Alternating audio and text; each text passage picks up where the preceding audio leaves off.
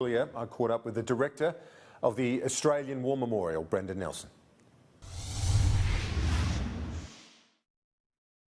Brendan Nelson, thanks so much for your time. Now, 7 years on in the role for you, your former Defence Minister, on this day, Remembrance Day, how do you reflect on the importance of this day in terms of how we think about our military and our servicemen and women?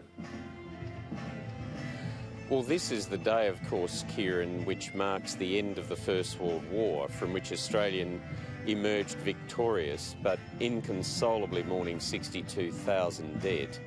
And of course, today, in the modern Australia, Remembrance Day is the day that we pause to reflect upon the political, economic and religious freedoms that we enjoy that have been underwritten for us and delivered by 2 million Australian men and women who wear and have worn the uniform of our three service, our 102,800 dead, and of course many veterans who bear physical and psychological traumas and immense sacrifices made by families who love and support them. And in the context of the tragedy of bushfires sweeping across particularly Queensland and New South Wales, it's a day especially when, if we're not directly affected by fires, I think we have a responsibility to at least observe a minute's silence at 11 a.m. to reflect on those sacrifices and that spirit of mateship that binds us in the face of adversity, born largely by what we've seen in military service. Initially, the day was Armistice Day, as you mentioned, off the back of the end of World War I, but sadly, the day became Remembrance Day in World War II and beyond because it was not the war to end all wars. Well, the tragedy and of the paradox of the human condition is that peace doesn't seem to be a natural state of affairs, and as much as any of us do everything we possibly can to avoid war and conflict, there are in the end certain truths by which we live as Australians, and the Australian War Memorial reminds us that we are Australians. There are certain things, certain values or truths by which we live that are worth fighting to defend, politically, diplomatically, and sadly at times also militarily. We're also now in an environment since 1947 where Australia has contributed to 64 peacekeeping operations. 40,000 Australians have been sent in our name under a UN operation. And what those young Australians endured in Rwanda and Somalia, in fact, was often worse than many of the wars to which we have gone and Australians have fought.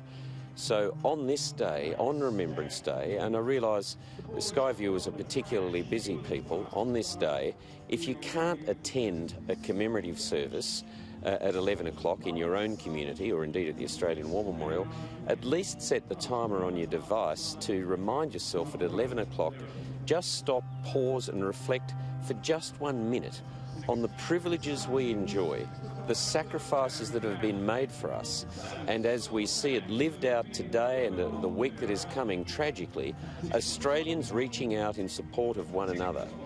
One of the most significant things that happened in the First World War was the Battle of Passchendaele, Richard. 38,000 Australian casualties in 8 weeks.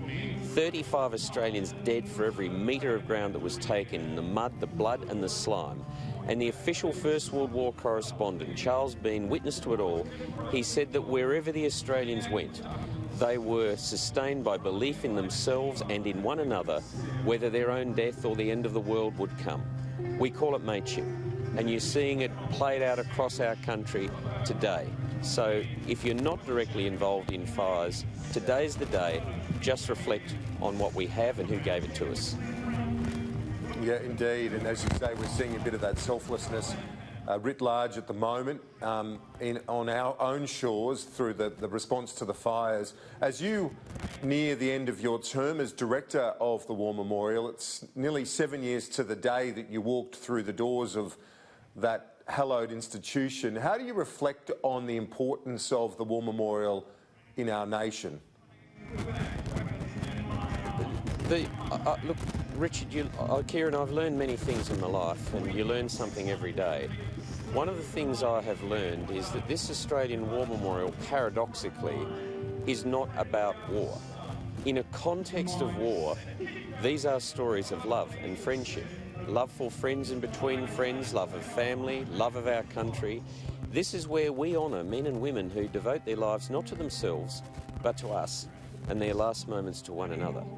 The world, in my opinion, isn't just changing. I think humankind is moving to a new age, as we did through the late 15th century.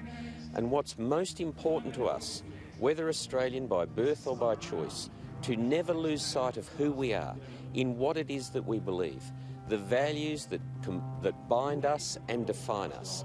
And much of the Australian character is revealed here at the Australian War Memorial and all of those little cenotaphs and memorials across the country. And the other community of people that I think have shaped our sense of who we are is the farming community. So this is a very, very special place, and it's about to get bigger so we can tell the stories of 100,000 veterans created over the last 20 years. And, well, congratulations on the role that you've played. It's been a transformational one, I think, in many respects for the War Memorial and what you've done there. Is there anything in particular that you are most pleased about seeing? It's not just me, Kieran, it's a whole team of staff and volunteers, but the thing of which I'm most proud is that these young servicemen and women, these young veterans and their families, they now see the Australian War Memorial as being their spiritual home as much as earlier generations of Australians. When I had two women in full burqas with young children in the First World War galleries, and I asked them where they'd come from, originally from Pakistan, now Auburn in Sydney, now Australian citizens. They said, "We love it here. It's our third visit. This is where we learn to be Aussie." And that's what this memorial is all about. It's about telling our story and revealing the character of what it means to be Australian. Well, as I said, congratulations with what you've done. All the best with what the future holds for you. Thanks so much. My pleasure. Thank you, Kieran.